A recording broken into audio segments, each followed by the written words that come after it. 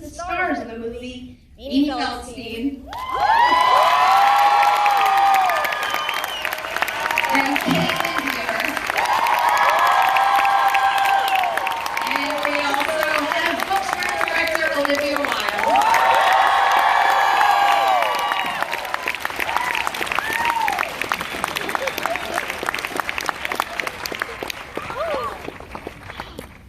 That was the entrance I was expecting. Well done, everyone.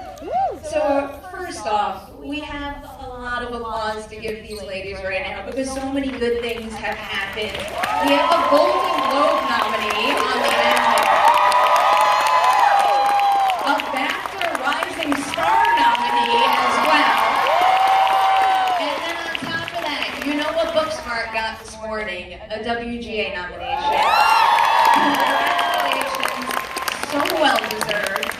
Given the script nomination, I did want to start at the beginning because a long while back, this script actually made the blacklist, and it went through a couple of wonderful female writers and then wound up in your hands and Katie Silverman's hands. So can you tell us a little bit about that journey and what changed along the way? I would love to. First of all, I just want to say thank you to all of you for showing up. This is so exciting. We are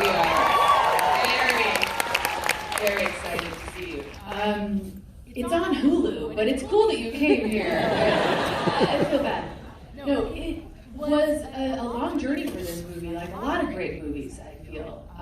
Sometimes they take a while to kind of find their home. And in 2009, two great writers, Sarah Haskins and Emily Halpern, who are a writing duo, wrote the original version of Booksmart.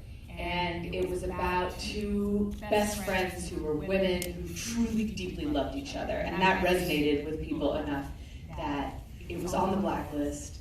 It got a lot of people's attention, but it didn't ultimately make its way to production, like so many good scripts. And then in 2014, it was then in the hands of Annapurna. And then Susanna Fogel came on to do a pass. And it moved further in the direction of where it ended up and evolved. And that was the draft I originally read. And I was so excited that someone wanted to make a movie about two women who loved each other completely and they were not trying to assimilate to be cool or to find boyfriends or any of the bullshit that we've all been fed our entire lives by these movies. And I was really happy about that. And I was like, oh, please let me direct this movie. And I pitched my heart out. And when I got the gig, I said, my dream is to now update this, because now it's 2016.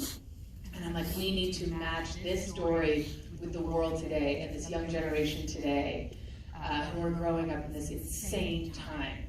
And I asked if I could bring on a writer, and of course they said yes, and that's when I met Katie Silverman. Katie's here. Let's give her a big round.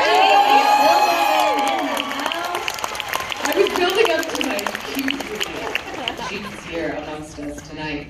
And I'll never forget that in our first conversation when I said, what would you do to take this story to the next level? I really want to bring in the theme of judgment into this story. And she just said, what if all the other kids were smart? And I was like, that's it! I was like, can you start today? And she did. And it was just really, so that was how it all began. I'm so glad that journey panned out, and this is what we wound up with, because it's something else, and so are you two in the movie. I'm curious, did you know each other before you were cast in this? No. The chemistry is absolutely pitch perfect in this. So when you find out the other is cast, what's the first thing you do? Do you call each other up and want to hang out? Well, we decide to move in together, is what we do. And it's what we did. We met at a lunch, our very first lunch, sitting down with the three of us and talking about the movie and where we were going to shoot it. And Liv, came up with this idea. She said, oh, that'd be great if you guys could live together. And we kind of just looked at each other and went, can we please? Holding hands. Holding hands. Met 20 minutes prior to that. And then it was just love at first sight, and we were just inseparable. Did you invite the rest of the ensemble over for like mini house parties or something? We shot the movie in 26 days. They worked so hard. I don't think there was any time for said house parties. We were going to work at like 6 p.m. and coming home at 6 a.m. And that's not really a Kaitlyn Deaver schedule, but it's really not a Beanie Feldstein schedule.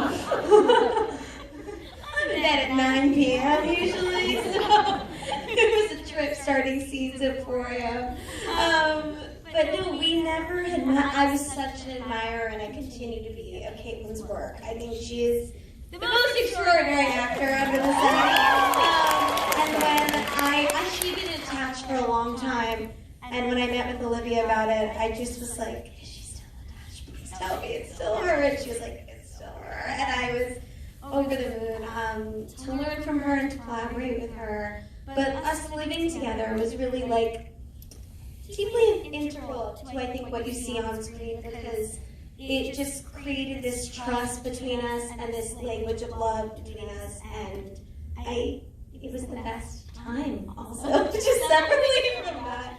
A lot of snuggling, a lot of Snuggling, yeah, it was the best. We were running our lines all of the time. It was the greatest thing ever, because you don't really ever get that opportunity on anything else. You're usually just tossed onto set, and you're supposed to do a scene with this person who's supposed to be your best friend of 10 years, and it was so amazing. It's kind of like it is definitely a once in a lifetime situation. It was amazing.